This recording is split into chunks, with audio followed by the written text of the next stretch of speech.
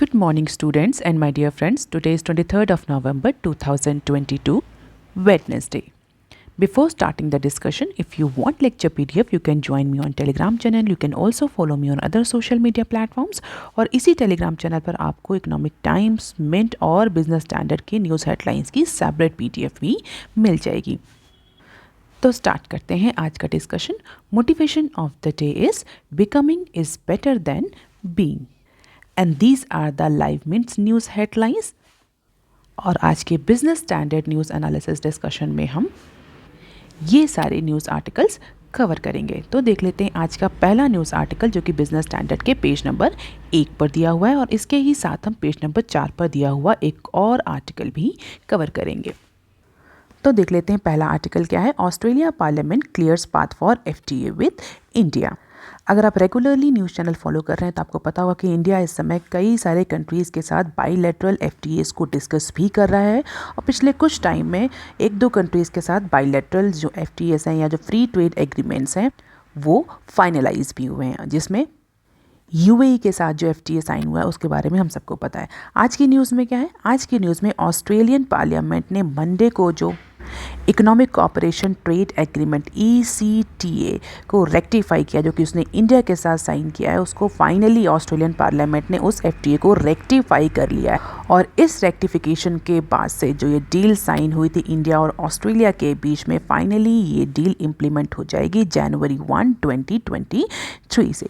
तो होता क्या है, बेसिकली हम इंटरनेशनल एग्रीमेंट्स की बात करते हैं तो इंटरनेशनल एग्रीमेंट्स में केवल एग्रीमेंट को साइन करना ही इंपॉर्टेंट नहीं होता, अपने डोमेस्टिक कंट्री में उसको रेटिफाई करना भी इम्पॉर्टेंट होता है। कई बार ऐसा होता है कि जो कंट्रीज़ होते हैं वो बहुत सारी डील साइन तो कर लेते हैं इंटरनेशनल फोरम में या मल्टीलैटरल फोरम्स में, बट उनको उस डील को अपने कंट्री की पार्लियामेंट में या जो कॉन्स्टिट्यूशनल और एडमिनिस्ट्रेटिव बॉडी होती है वहाँ पर रेक्टिफाई नहीं करते, और जब तक ये रेक्टिफिकेशन नहीं होता तब तक कि वो पर्टिकुलर डील जो है वो इम्प्लीमेंट नहीं होती उस कंट्री में। तो इंडिया और ऑस्ट्रेलिया ने ECTA साइन किया था, that is economic cooperation and trade agreement. वो ECTA इसको हम बोल सकते हैं फ्री ट्रेड एग्रीमेंट, जो डील थी वो साइन हुई थी इंडिया और ऑस्ट्रेलिया के बीच में। फाइनली मंडे को ऑस्ट्रेलिया की पार्लियामेंट ने उस डील को, उस एग्रीमेंट को रेक्टिफाई कर दिया, और इस रेटिफिकेशन के बाद ये जो डील है वो जनवरी 1, 2023 से इम्प्लीमेंट हो जाएगी। और अगर इंडिया के साइड की बात है तो इंडिया के लिए ये पिछले 10 सालों में पहली डील होगी, पहली ट्रेड डील होगी जो किसी डेवलप कंट्री के साथ इंडिया ने साइन करी है, और इंडिया रेक्टिफाई करने जा रहा है, इंडिया उसको इम्प्लीमेंट करने जा रहा है after the comprehensive economic partnership agreement, जो कि जापान के साथ इंडिया ने साइन किया था 2011 में। तो 10 साल के बाद इंडिया जो है वो अब ऑस्ट्रेलिया के साथ finally economic cooperation trade agreement deal को इम्प्लीमेंट करने जा रहा है। और ऐसा नहीं है कि इन केवल ऑस्ट्रेलिया ने इंडिया के साथ ही डील साइन करी, UK के साथ भी फ्री ट्रेड एग्रीमेंट साइन किए हैं, और दोनों ही डील्स को मंडे को रेटिफाई कर दिया गया है। तो ऐसा एंटिसिपेट किया जा रहा है ऑस्ट्रेलियन गवर्नमेंट से कि बाय द एंड ऑफ 2022 दोनों ही डील जो है उनका इम्प्लीमेंटेशन स्टार्ट हो जाएगा। और ऑस्ट्रेलिया के साइड से इन दोनों ही डील का रेटिफिकेशन और उसका इम्प्लीमेंटेशन वेलकम किया गया। Australia is so much positive about these deals with India and UK। और अगर ECTA की बात करें, जो इंडिया के साथ FTA साइन हुआ है, तो ऐसा एक बहुत ही एक्सपीडाइट मैनर में इस प्रोसेस को इम्प्लीमेंट किया गया within 30 days after the exchange of written notification. This particular ECTA has been rectified with Australian parliament. तो जैसे ही डोमेस्टिक प्रोसेसेस कंप्लीट हुई उसके 30 दिन के अंदर ही ऑस्ट्रेलिया ने इस डील को रेटिफाई कर लिया, and it's a very good pace for signing and ratifying any international deal. इसके अलावा ऑस्ट्रेलिया की पार्लियामेंट में जो डबल टैक्स अवॉइडेंस एग्रीमेंट है इंडिया से, जिसको हम डाटा भी बोलते हैं, आपने कई बार न्यूज़ एनालिसिस में या न्यूज़पेपर में इस पर्टिकुलर टर्म को सुना होगा, देखा होगा। तो ECTA के अलावा भी जो डाटा है, जो डबल टैक्स अवॉइडेंस एग्रीमेंट है, उसको भी अमेंड कर दिया है ऑस्ट्रेलियन पार्लियामेंट ने। अब इसके बाद क्या होगा, जो दोनों कंट्रीज़ में ऑफशोर जो इनकम अगर हम बोलें, मोर स्पेसिफिकली जो इंडियन इंफॉर्मेशन टेक्नोलॉजी कंपनीज जो कि ऑस्ट्रेलिया में ऑपरेट कर रही हैं, उनकी जो इनकम है उसमें अब इंडिया में टैक्स नहीं लगेगा। ईदर ऑफ कंट्रीज़ में, या तो इंडिया में या तो ऑस्ट्रेलिया में, केवल उन कंट्रीज़ को, IT कंपनीज़ को टैक्स देना पड़ेगा। और ये बहुत बड़ा एक पेंडिंग, लॉन्ग टाइम से पेंडिंग इशू था जो कि इंडिया और ऑस्ट्रेलिया ने फाइनली रिजॉल्व कर लिया है। और ऐसा कहा जा रहा है कि इस particular double tax avoidant agreement के अमेंडमेंट के बाद से अप्रॉक्सीमेटली जो 11 या 12 आईटी कंपनी ऑपरेट कर रही हैं उनको अप्रॉक्सीमेटली $200 मिलियन की सेविंग पर ईयर होगी। तो जो आईटी कंपनीज जो ऑस्ट्रेलिया में ऑपरेट कर रही हैं, मोर स्पेसिफिकली मोर इम्पॉर्टेंटली, वो इस डबल टैक्स अवॉइडेंस एग्रीमेंट से सबसे ज़्यादा बेनिफिट होंगे, क्योंकि अब उनको अपनी ऑफशोर इनकम पर 2 जगह टैक्स नहीं देना है। इधर they should pay tax in Australia और इंडिया। तो फाइनली इंडिया के जो बायलैटरल रिलेशनशिप हैं ऑस्ट्रेलिया के साथ, स्पेशली जो ट्रेड रिलेशनशिप हैं, वो बहुत ज़्यादा इम्प्रूव हुए हैं पिछले कुछ टाइम में। और ECTA और डाटा के साइन होने के बाद, रेटिफिकेशन के बाद, इम्प्लीमेंटेशन के बाद इंडिया और ऑस्ट्रेलिया के बीच में जो ट्रेड रिलेशन है वो और ज़्यादा इम्प्रूव होते हुए दिखेंगे। इंपोर्ट एक्सपोर्ट जो है वो और ज़्यादा फैसिलिटेट होगा। So this is a win win situation for both Australia as well as India. और ऐसा कहा जा रहा है इस डील के बाद, अगर मैं ऑस्ट्रेलिया की बात हो तो ऑस्ट्रेलिया जो है वो 100% कस्टम ड्यूटी पर जो है वो एलिमिनेशन करेगा या इसको एग्जेम्पशन देगा इंडिया को। India will also do away with the import duties on 70.3% of traded goods. तो इंडिया भी कुछ अपने टैरिफ्स में रिडक्शन करेगा, ऑस्ट्रेलिया भी अप्रॉक्सीमेटली 100% रिडक्शन करेगा कस्टम ड्यूटी में।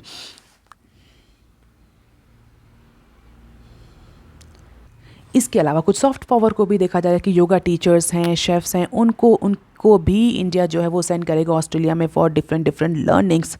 इसके अलावा स्टडी एजुकेशन, पोस्ट एजुकेशन या पोस्ट स्टडी रिलेटेड जो वर्क वीज़ा है उसको लेकर के भी एक्सटेंशन किया जाएगा। हॉलीडे वीज़ा में भी चेंजेस किए जाएंगे फॉर यंग इंडियन प्रोफेशनल्स। तो दोनों ही साइड से एक विन विन सिचुएशन है, and that is why the Commerce and Industry Minister of India and his counterpart in Australia both are welcoming this deal and its ratification. इसके अलावा एक और news है जो पेज नंबर 4 पर दी हुई है, ब्रीफ में दी हुई है। बेसिकली ऑस्ट्रेलिया के साथ जिस तरीके से deal implementation, deal ratification, deal signing हुई है, उसको देखने के बाद से ऐसा एंटिसिपेट किया जा रहा है कि इंडिया जो अदर कंट्रीज़ के साथ FTA नेगोशिएट कर रहा है, जो भी नेगोशिएशन की स्टेज है, उसको देख इंडिया शायद स्पीड अप कर सकता है। और इवन अगर जो हम EU और इंडिया के ट्रेड नेगोशिएशंस की बात करें तो ऐसा एंटिसिपेट किया जा रहा है, ऐसा एक्सप्रेस किया जा रहा है कि जो इंडिया और यूरोपियन यूनियन के बीच में जो नेगोशिएशन चल रहा है ट्रेड डील्स को लेकर के, ट्रेड और इन्वेस्टमेंट एग्रीमेंट्स को लेकर के,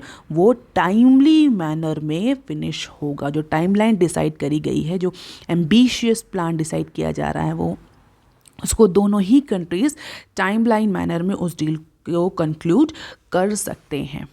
इट मीन्स कि दोनों ही कंट्रीज़, इंडिया और EU, फ़िलहाल के लिए अपने ट्रेड टॉक्स को लेकर के कोई डिले नहीं चाहते, जिससे कि दोनों कंट्रीज़ के बीच में जो कनेक्टिविटी है, पार्टनरशिप है, वो आगे आने वाले टाइम में और इम्प्रूव हो। तो एक साइड ऑस्ट्रेलिया और इंडिया की डील फाइनलाइज, रेटिफाई हो गई है। अब इंडिया EU के साथ जो ट्रेड नेगोशिएशंस हो रहे हैं उन पर फोकस करेगा। आप देख लेते हैं article number 3 that is given on page number 4 of Business standard. Growth in Q2 may have gone past MPC 6.3% estimate. Q2 का जो GDP डेटा है, जो GDP नंबर्स हैं, वो पब्लिश होने वाले हैं by the end of this month. और इसी पब्लिकेशन को लेकर के, अब चूँकि पब्लिश होने वाला है GDP का डेटा Q2 का, तो कई सारे स्पेकुलेशंस, एंटिसिपेशन, फोरकास्टिंग भी करी जा रही है। और ऐसा कहा जा रहा है कि जो इस साल का जो सेकेंड क्वार्टर है उसका जो GDP ग्रोथ है वो अप्रॉक्सीमेटली 6.3% से लेकर के 7.2% तक आ सकता है। कि रेंज जो है एक्सपर्ट वो एंटिसिपेट कर रहे हैं कि 6 से 7% के बीच में GDP आ सकती है Q2 की। हालांकि एंटिसिपेशन कितना था, जो एंटिसिपेशन किया गया था वो इससे ज़्यादा किया गया था, और फर्स्ट क्वार्टर में अप्रॉक्सीमेटली 13.5% का GDP ग्रोथ रेट देखने को मिला था। तो Q1 में अगर हम देखें राउंड ऑफ करके तो 13% का GDP ग्रोथ है, और जो Q2 का एंटिसिपेशन है वो 6 से 7% का है।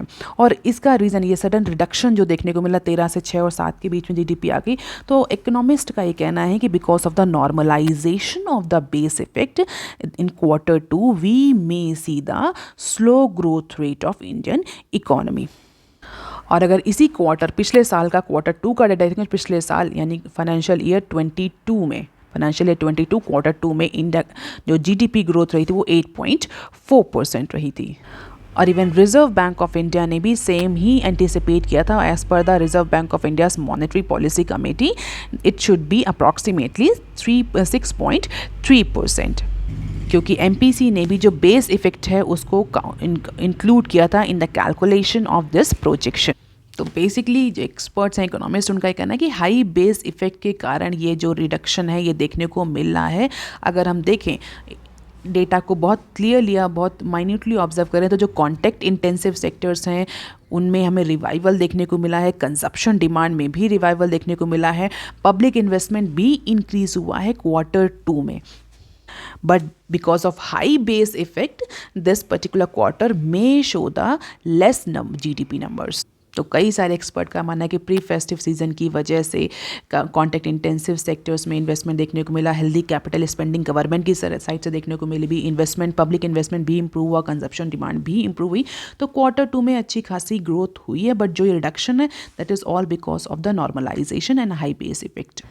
इसके अलावा ये तो पॉजिटिव एस्पेक्ट्स की बात है। इसके अलावा कुछ इकोनॉमिस्ट ने ये भी बोला है कि डिमांड में कुछ ऐसे फैक्टर्स भी रहे जो डाउन साइड जो हैं, जैसे कि जो क्रॉप आउटपुट रहा है, मिक्स क्रॉप आउटपुट रहा है। उसको कल भी हमने डिस्कस किया था कि जो क्रॉप आउटपुट है उसके बाद से कई सारी रेटिंग एजेंसीज ने इंडिया की जो जीडीपी ग्रोथ रेट है उसको रिवाइज करके स्लैश डाउन कर दिया है। तो इस बार का जो एग्रीकल्चर आउटपुट रहा, India is agriculture based economy, तो एग्रीकल्चर आउटपुट कितना होता है, एग्रीकल्चर प्रोडक्शन कितना होता है, इस बात पर इंडिया की जीडीपी बहुत ज़्यादा डिपेंड करती है। तो जो इस बार का आउटपुट रहा है वो भी कम रहा है। इसके अलावा जो खरीफ प्रोडक्शन को लेकर के आउटपुट है, means crop output, agriculture output, kharif production को लेकर के भी जो एंटिसिपेशन किए जा रहे हैं क्रॉप्स के या खरीफ क्रॉप के जो प्रोडक्शन के, वो भी बहुत अच्छे नहीं है। इसके अलावा जिस तरीके से इनपुट कॉस्ट बढ़ी है कुछ सेक्टर्स में because of the high fuel intensity, उसका इम्पैक्ट हमें इकॉनमी पर देखने को मिलेगा। Apart from it global slow down की वजह से एक्सटर्नल डिमांड भी कम हो रही है, specially non oil merchandise export के केसेस में। तो इन सारे निगेटिव फैक्टर्स की वजह से Q2 में हमें कुछ जीडीपी स्लैश डाउन भी देखने को मिल रहा है। तो 13 से 6% या 7% पर आने के रीजंस एक्सप्लेन किए इकोनॉमिस्ट ने कि बेसिकली ऐसा क्यों हो रहा है। हालांकि 6.3, 6.8, 7% ये अभी स्पेकुलेशन है, Q2 के जीडीपी नंबर अभी रिलीज होने बाकी हैं। So these are the expectation by different institution for GDP growth forecast in terms of percentage. तो हम देख सकते हैं Quant Eco, HDFC, CRISIL, ICRA, Bank of Baroda and India rating. अब देख लेते हैं article number 4 that is given on page number 6 of Business Standard. Legal hitch keeps small field oil operators liable for windfall tax। पिछले कुछ महीनों पहले India ने windfall tax introduce किया था, उसको लेकर के बहुत ज़्यादा आर्ग्यूमेंट, डेलिब्रेशंस या हो हल्ला भी हुआ था इंडियन इकॉनमी में। अब इस समय जो प्रॉब्लम आ रही है बेसिकली विंडफॉल टैक्स को लेकर के, वो जो स्मॉल फील्ड ऑपरेटर्स हैं, जो स्मॉल फील्ड ऑयल ऑपरेटर्स हैं, उनको विंडफॉल टैक्स के नॉर्म्स को लेकर के, उस क्लैरिटी को लेकर के, क्लॉज को लेकर के बहुत ज़्यादा कन्फ्यूजन्स हो रहे हैं। और इसीलिए इंडिया में जो ऑपरेटर्स हैं, स्पेशली डिस्कवर्ड स्मॉल फील्ड के जो ऑपरेटर्स हैं, उन्होंने गवर्नमेंट से क्लैरिटी मांगी है on number of norms related to windfall tax. इसके अलावा एक तो उन्होंने क्लैरिटी मांगी है विंडफॉल टैक्स नॉर्म्स को लेकर के, इसके अलावा वो एग्जम्पशंस भी डिमांड कर रहे हैं from the tax based on an annual production share, कि जो एनुअल प्रोडक्शन ऑयल प्रोडक्शन है उसमें उनका जितना शेयर है उसके बेसिस पर they are seeking for the exemption from the windfall tax. उनका ये कहना है कि जो विंडफॉल टैक्स है वो एनुअल आउटपुट के बेसिस पर ना लगा करके एनुअल ऑयल प्रोडक्शन में कितना शेयर है उसके बेसिस पर लगाना चाहिए।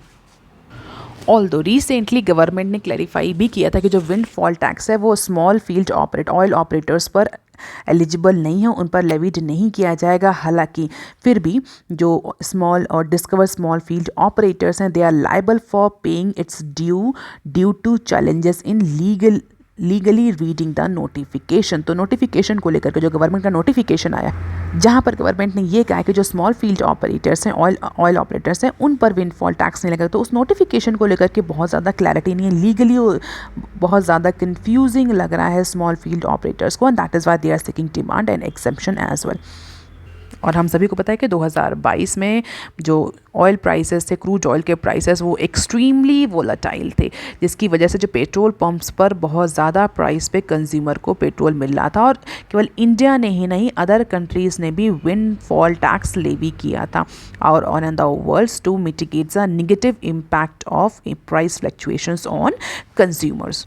और उसी के बाद से गवर्नमेंट ने जून 30 में एक स्पेशल नोटिफिकेशन जारी किया था। कौन सा? विंडफॉल टैक्स और स्पेशल एडिशनल एक्साइज ड्यूटी, जिसको SAED भी बोलते हैं। इंडिया में इसको विंडफॉल टैक्स के नाम से इंप्लीमेंट नहीं किया गया, तो इसको स्पेशल एडिशनल एक्साइज ड्यूटी के नाम से नोटिफिकेशन आया था।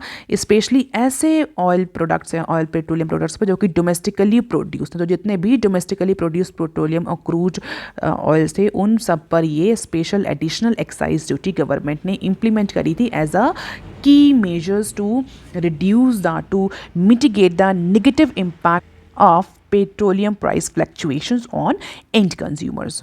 और इसके बाद से जो स्मॉल फील्ड ऑपरेटर्स हैं उनके कई सारी रिक्वेस्ट और डिस्कशन के बाद से गवर्नमेंट ने फ़िलहाल के लिए बोलते थे कि ऐसे इंडिविजुअल एंटिटीज़ जिनका एनुअल प्रोडक्शन 2 मिलियन बैरल से कम है, उन पर फ़िलहाल के लिए ये टैक्स अप्लाई नहीं होगा, उनको एग्जेम्प्ट कर दिया गया था। तो स्पेशली जो स्मॉल फील्ड ऑयल ऑपरेटर्स हैं उनको गवर्नमेंट ने एग्जेम्प्ट कर दिया था on the basis of production amount. उसी को लेकर के जो स्मॉल फील्ड ऑयल ऑपरेटर्स हैं they are seeking more clarity as well as the exemption. और इसीलिए जो association of discover small field operators है, जो उनका एसोसिएशन है, उसने फ़िलहाल के लिए अपना issue central bureau of indirect taxes और कस्टम्स को रिप्रेजेंट किया है, CBIC को।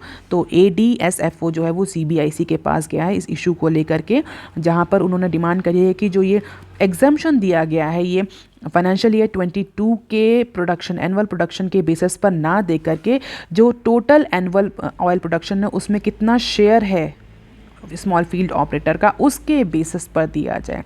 तो लेट अस सी गवर्नमेंट क्या स्मॉल फील्ड जो ऑयल ऑपरेटर्स हैं उनकी बात को सुनती है या और ज़्यादा क्लैरिटी देती है उस पर्टिकुलर नोटिफिकेशन पर। नहीं, as of now this is a big hurdle for small field operators जो जून 30 में गवर्नमेंट ने विंडफॉल टैक्स लगाया था।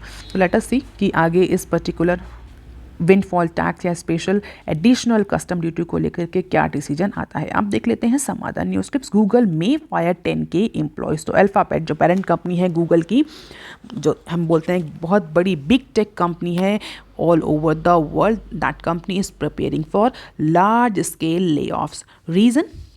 ग्लोबल स्लो डाउन और इकोनॉमिक स्लो डाउन।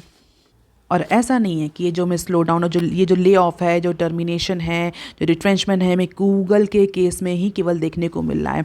जितनी भी फैंग कंपनी है, FAANG stands for, F stands for Facebook, A stands for Amazon, this A stands for Apple, this N stands for Netflix and this G stands for Google। तो जितनी भी ये FAANG companies है they all are under the layoff turbulence. और ऐसा कहा जा रहा है कि टेंस ऑफ थाउजेंड्स जो है एम्प्लॉयज़ उनको लेड ऑफ करेंगी ये companies. Reason behind global recession. तो ये प्लानिंग करी जा रही है। This is the table, you can just have the glimpse of it in order to understand कि कितने परसेंट एम्प्लॉय जो हैं वो ले ऑफ हो सकते हैं। And it is going to create a huge recessionary wind all over the world. और जैसा कि एंटिसिपेट भी किया जा रहा है कि 2023 में जो वर्ल्ड है वो एक सीवियर इकोनॉमिक रिसेशन की सिचुएशन में जा सकता है। तो फैंग कंपनीज जो हैं दे ऑल आर प्रिपेयरिंग। और गूगल जो है वो अप्रॉक्सीमेटली 10,000 एम्प्लॉयज़ को ले ऑफ कर सकता है। इसके साथ ही अब देख लेते हैं नेक्स्ट क्लिप।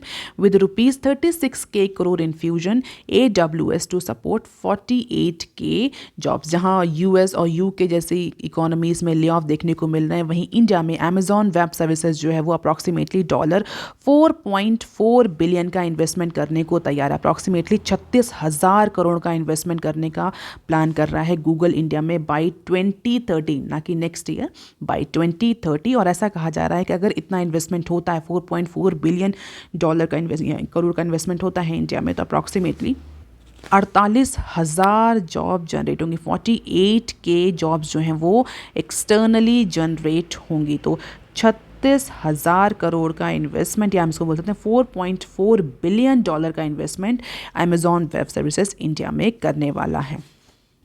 अब देख लेते हैं next clip. Ambani India to grow 30 fold to $40 trillion by 2047। तो इंडिया को लेकर के प्रोजेक्शंस किए हैं।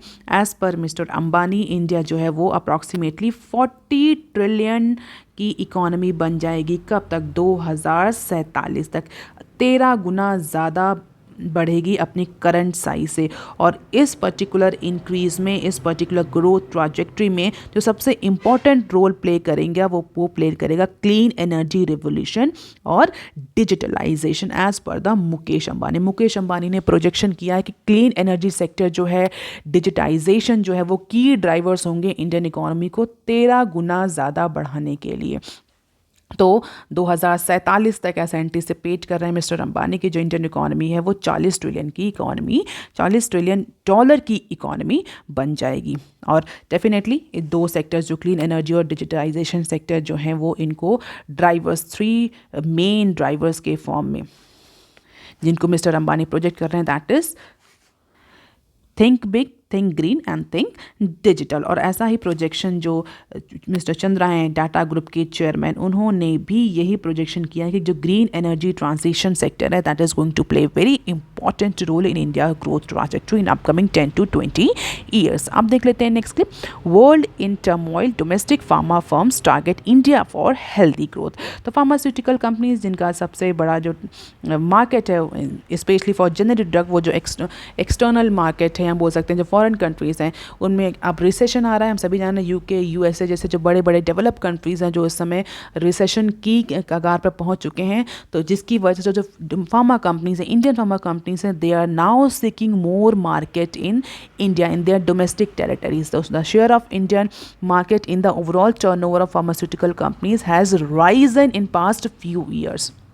और इसके पीछे बहुत सारे रीज़न बताए जा रहे हैं। ऐसा रीज़न बताया जा रहा है कि जिस तरीके से प्राइस प्रेशर आ रहा है यूएस की जेनरिक मार्केट में, current volume ability in emerging markets, India being the only consistent geography with the stable price and demand. तो प्राइस फ्लक्चुएशंस देखने को मिल रहे हैं, इकोनॉमी में फ्लक्चुएशंस देखने को मिल रहे हैं, जिसकी वजह से जो फार्मास्यूटिकल कंपनीज हैं अब वो इंडिया को टारगेट कर रही हैं, क्योंकि पिछले कुछ टाइम से इंडिया में जो फार्मास्यूटिकल सेक्टर वहाँ पर स्टेबल प्राइसेस रहे हैं और एक स्टेबल डिमांड देखने को मिली है, जैसा कि यूएस और यूके जैसे इकोनॉमीज में देखने को नहीं मिल रही। इसी वजह से जो डोमेस्टिक फार्मास्यूटिकल फर्म्स हैं now they are targeting Indian market for their healthy growth instead of world market. अब देख लेते हैं next clip. NBFCs to suffer if regulated like banks, FIDC to FM. अगर आप रेगुलरली फॉलो करें news channel तो आपको पता होगा, हमने कई बार डिस्कस भी किया था कि जो आरबीआई है, गवर्नमेंट है, वो अब एनबीएफसीज को ऑन पार लाना चाह रहा है, किसके? बैंकिंग इंस्टीट्यूशंस के, बैंक्स की तरह ही रेगुलेट करना चाह रहा है। और रिसेंट टाइम में आरबीआई ने बहुत सारे नॉर्म्स में चेंज भी किए हैं। और इसी इशू को लेकर जो फिनेंस इंडस्ट्री डेवलपमेंट काउंसिल है एफआईडीसी ने फिनेंस मिनिस्ट्री को बोला है कि फिनेंस मिनिस्ट्री, आरबीआई और गवर्नमेंट का ये अप्रोच जहाँ पर एनबीएफसीज को बैंक्स की तरह ही रेगुलेट किया जा रहा है, this can disturb the traditional lending model of such entities. तो एनबीएफसीज की जो पूरा मॉडल है लेंडिंग का, उनका जो बिजनेस मॉडल है उसको डीस्ट्रक्चर कर देगा, उससे एनबीएफसीज सफ़र करेंगे। एनबीएफसीज जो सेक्टर है, नॉन बैंकिंग फाइनेंशियल कंपनीज, वो सफ़र करेगा, क्योंकि अगर एनबीएफसीज को बैंक्स की तरह रेगुलेट किया जाएगा जो कि actually non banking finance company है, तो डेफिनेटली लेंडिंग जो है वो सफ़र करेगी। एनबीएफसी में थोड़ी लेंडिंग ईजी होती है, बैंक्स में लेंडिंग के लिए बहुत सारे नॉर्म्स होते हैं। तो एफआईडीसी का ये कहना है कि flexibility is one of the very very important aspect of NBFCs, जिसकी वजह से जो बैंक्स से जो इंडिविजुअल्स लोन नहीं ले पाते उनके लिए एनबीएफसीज होती है। लेकिन अगर आप एनबीएफसीज को भी बैंक्स की तरह ही रेगुलेट कर देंगे तो definitely there will be no difference between NBFCs and banks, और जो फ्लेक्सिबिलिटी यूएसपी है एनबीएफसीज का वो चला जाएगा। That is why it is not required or not advisable for the government or the finance ministry to regulate NBFCs like banking institutions. So let us see कि FIDC का ये suggestion finance ministry मानती है या नहीं। अब देख लेते हैं next clip. India is best among G20 Nations in climate index. तो इंडिया की जो रैंकिंग है that is among the top 5 countries. G20 Nations का जो क्लाइमेट इंडेक्स पब्लिश हुआ है, global climate change performance index, जिसको CCPI भी बोलते हैं। तो CCPI इंडेक्स अभी पब्लिश हुआ है या global climate change performance index publish हुआ है। उस इंडेक्स में इंडिया जो है वो टॉप 5 कंट्रीज़ की लिस्ट के रैंक पे हैं। G20 का एक क्लाइमेट इंडेक्स है जहाँ पर कंट्रीज़ की जो क्लाइमेट परफॉर्मेंस है उसको लेकर के उनकी इंडेक्सिंग करी जाती है G20 कंट्रीज़ की। आप मुझे कमेंट सेक्शन में लिख करके बताइए आज की G20 बेसिकली है क्या, ये किस तरह के कंट्रीज़ की ग्रुपिंग है। ये जो इंडेक्स है CCPI, ये German watch new climate institution climate action network international based publish करता है, जो कि जर्मनी में है।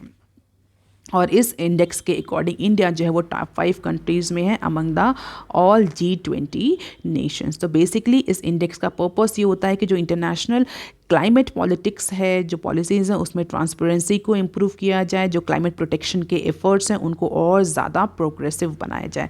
तो इंडिया जो है वो G20 कंट्रीज़ में बेस्ट आया in terms of climate change performance as per the Power Ministry statement. So that is all for today, students. If you want lecture PDF, you can join me on Telegram channel. You can also follow me on other social media platforms. If you have any query and suggestion, you can write on comment section below. Please like, share and subscribe. Thank you. Have a nice day.